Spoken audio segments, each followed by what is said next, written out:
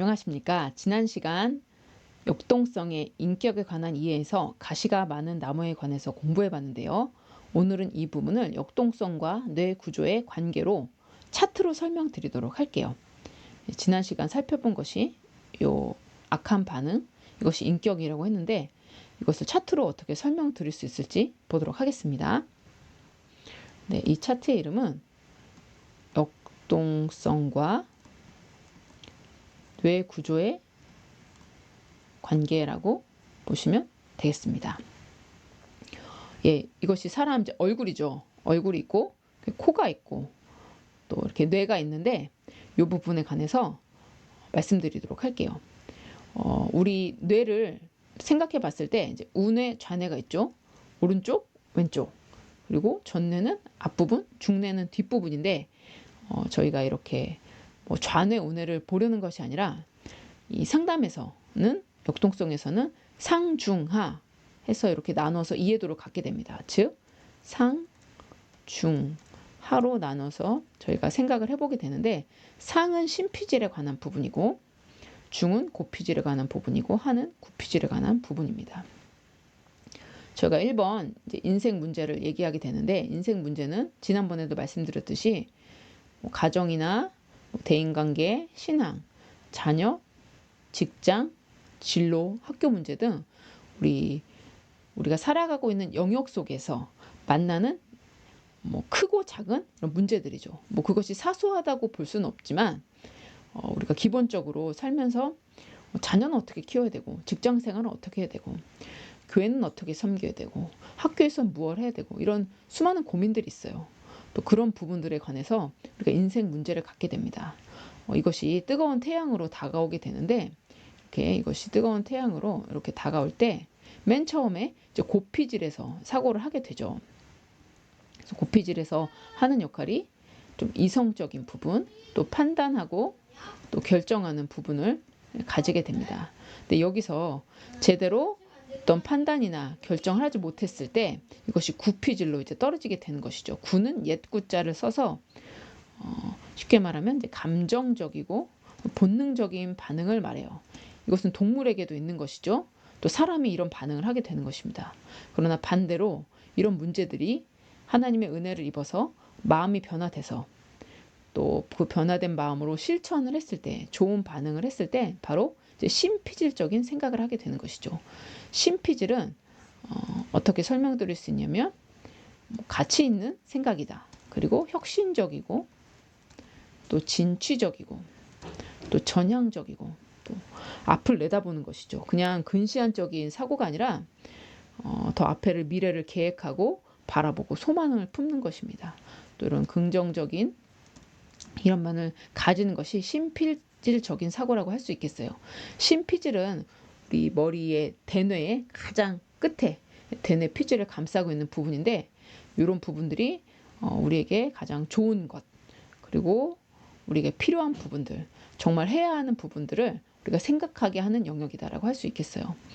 그래서 처음에 인생 문제가 여기서 이제 고피질에서 이제 이성, 판단, 결정을 하게 되는데 여기서 마음이 변화돼서 또 올바른 이해를 가지고 했을 때는 올라가지만 그렇지 못했을 때는 이것이 이제 위기 문제로 떨어지게 돼서 이게 바로 이제 구피질적인 감정적이고 본능적인 반응들을 하게 되는 것이죠. 그래서 기본적인 문제였는데 예를 들어 가정 문제에서 부부 문제가 있었는데 이것이 이제 부부 갈등까지 이제 가게 되는 것이죠. 또 대인 관계에 이 친구를 만나야 되나 말아야 되나 이런 문제 속에서 이것이 더 심화되면 이제 사람 못 만나겠다고 대인 기피로까지 이제 가게 되는 것이죠. 이렇게 문제가 위기 문제로 떨어질 때 구피질이라고 볼 수 있겠고 구피질은 또 최락 중추가 구피질과 연결돼 있어서 내 욕구 내가 원하는 것에 자극을 더 받기 때문에 더 감정적이고 본능적으로 내 욕구를 채우기 위해서 반응할 수밖에 없는 그런 구조를 가지고 있습니다. 근데 여기서 끝나는 것이 아니죠. 이런 감정적인 문제들이 더 떨어져서 정신과적인 문제로 가게 됩니다. 정신과적인 문제로 가게 됐을 때는 이렇게 이제 형상화의 문제가 드러나게 되는데 형상화는 무엇이냐면 어떤 형상, 모습들이 나타나는 것이라고 할 수 있겠어요. 그래서 몸의 문제도 드러나고 또 고유의 어떤 습관이라던가 모습이라던가 이런 것들이 이제 형성이 됩니다. 제가 얼마 전에 세상에 이런 일을 보게 됐는데 정말 그 프로그램 제목처럼 세상에 진짜 이런 일도 있구나 하는 것을 이제 깨닫게 됐어요.